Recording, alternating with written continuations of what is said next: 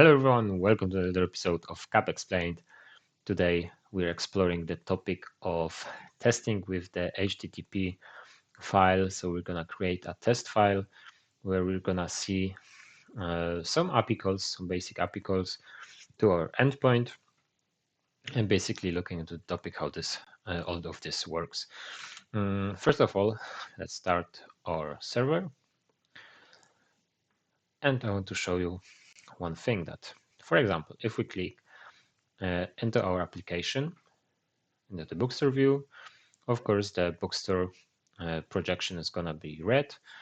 And you can see we get some calls. So first we get, for example, the head call, the get call, and then the get books, and it reads all of these books. If we go to a particular entry, it of course reads it with the adjacent, the right ID. If we go, for example, to the front page, if we click on metadata, the metadata of the whole application is gonna be shown.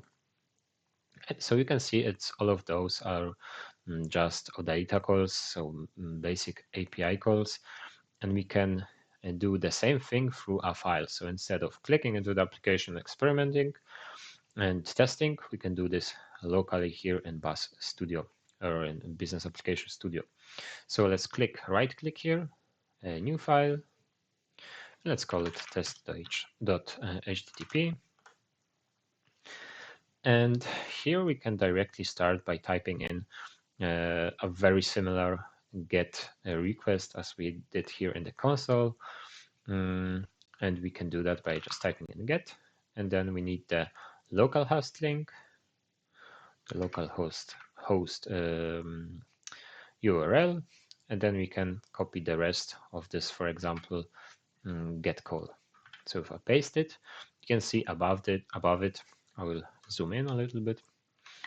You're gonna see that a small send request appears. So the server is running, and I can click on it and see the result here in a second window where we get the 200 OK. So basically meaning a successful call, and then the result that we saw on the website, we now get here inside of this window. Okay, and if I would try to copy this, for example, and do a different call, I would need to separate those two calls with 3 hashtags or 3 hashes. You can do a comment on them for each of your API call. But for now, let's just separate them with hash calls. Then you can see the send request appears. If we remove it, it's gone. It's only valid for the first one. And basically, if I would click that, it would call both of them. Okay, so you can do some chaining, but we want to separate for this tutorial. So you can see we got the metadata currently, but we can also get our basic projection, which is books. Or maybe I'm going to deliberately start with chapters. And we can see that the effect is 200. And of course, all of the chapters entries have been read here. You can see the JSON, or see it in the JSON format. And now if I would try to call up the books entity, you're going to see that if I click on it, we get a 401 unauthorized. So because in the last episode, we secured our application. Maybe I'm going to zoom out. We secured it with some restrictions that currently only the admin or authenticated user can read it. We need to pass in to this API call also some basic authorization. If you do it via Postman, you also need to do some kind of authorization usually. Even if it's locally, we need to pass in something. So we can do this by typing in authorization and then choosing the authorization type, which in our case is going to be basic base64, which is the base encoding. And here you need to take your password and username and transform it to base64. Of course, no one is, or most of the people cannot do it in their head. So I found this website where you type in the username and the password, and it will be encoded. So let's go with our user Alice, the password 123, just so we remember. In our package.json, we defined this one of two users is this Alice user with password 123. So now in this website, if I try to encode it, we get the string, and I can take it, paste it directly here. So instead of this, I'm pasting this one.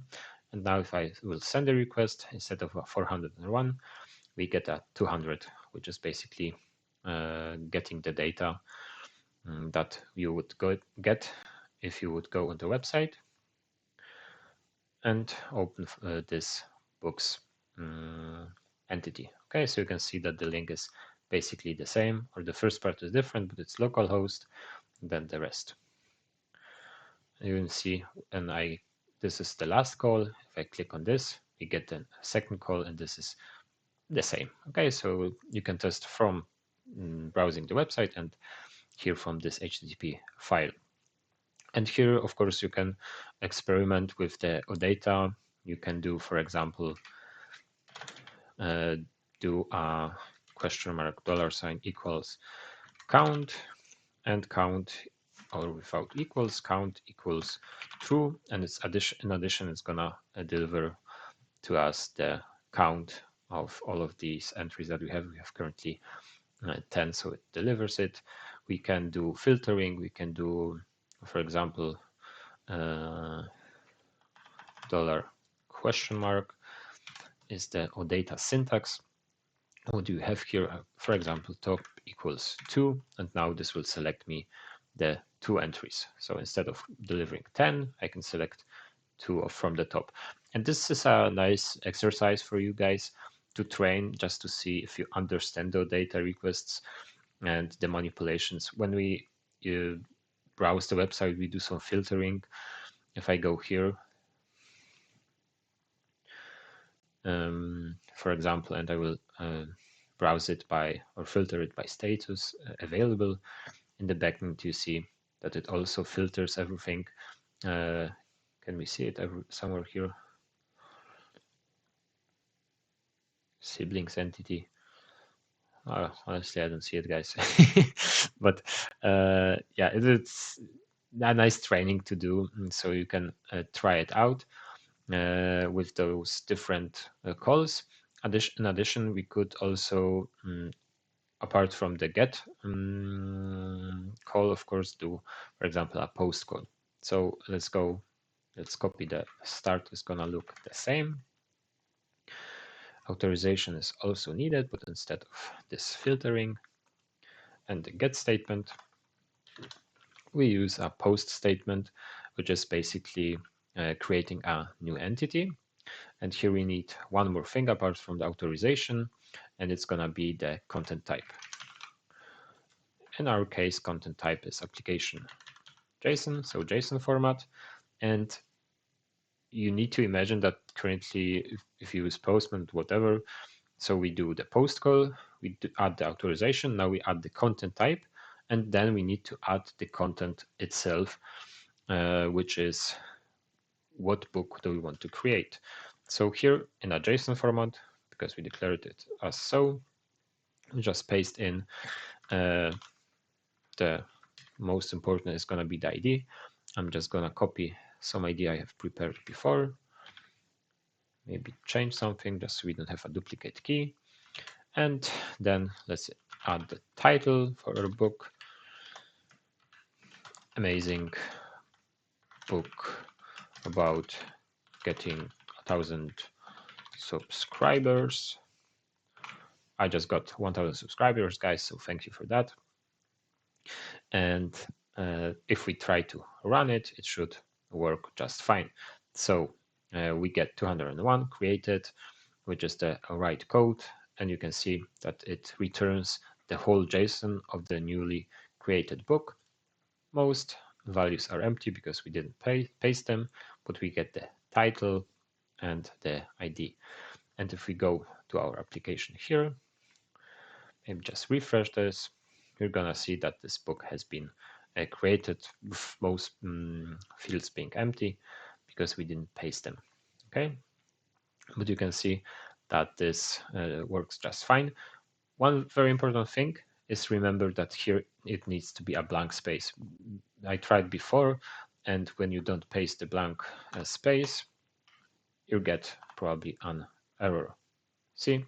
So just remember this blank space just so we don't get some kind of error.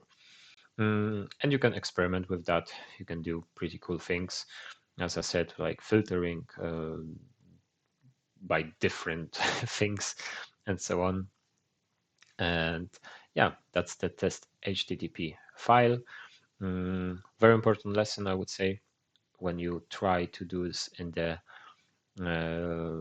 yourself, it's very important to do so, because then you start understanding how these API calls work, how these OData calls work, and what is actually happening in the backend. So not only just clicking and oh, something happens, but then doing all of these calls, because when you go to a specific